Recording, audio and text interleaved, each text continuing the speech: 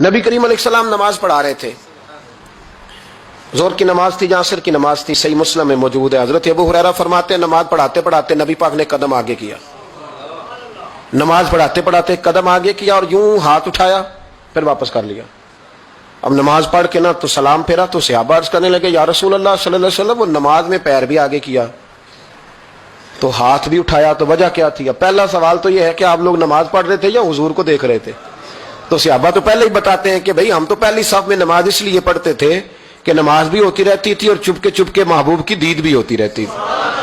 حضور سے پوچھا یا رسول اللہ وہ نماز پڑھتے پڑھتے قدم آگے بڑھایا آپ نے تو پھر پیچھے کر لیا کیا تھا، اور ہاتھ اٹھایا تو پھر آپ نے نیچے کر لیا؟ تو نبی کریم فرمانے لگے نماز پڑھاتے پڑھاتے جب میں نے کہا نا سمیع اللہ لمن حمیدہ، اچانک میری نظر اٹھی تو جنت میں چلی گئی، نظر اٹھی تو جنت میں، تیرے لیے 2-4 قدم عرش بری ہے۔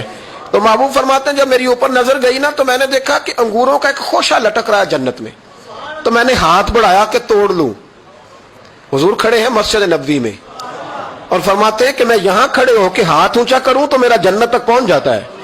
فرمایا میرا ارادہ ہوا کہ وہ خوشہ جنت کا توڑ لوں، اور ذرا میں نے پیر آگے بڑھایا ہی تھا تو میرے دل میں خیال آیا کہ جنت راز ہے تو راز ہی رہنی چاہیے، یہ راز کھول گیا تو مزہ نہیں آئے گا، تو میں نے پھر وہ ہاتھ واپس کر لیا۔ صحابہ کہتے ہیں جب نبی کریم نے یہ بیان کیا تو ہمارے چہرے نے تجسس سے کھیل اٹھے، تجسس سے ہم کوئی بات اور بھی سننا چاہتے تھے۔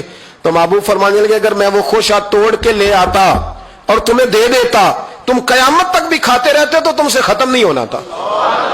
یہ صحیح مسلم کی حدیث ہے۔ او بھائی میرے رسول کریم کے واقعہ معراج پہ شکوہ کرنا، کہنا سمجھ میں نہیں آتی کیسے گئے تھے، تو جو چاہے تو ہر شب ہو مثال شب اسرا، اس لیے کہ تیرے لیے 2-4 قدم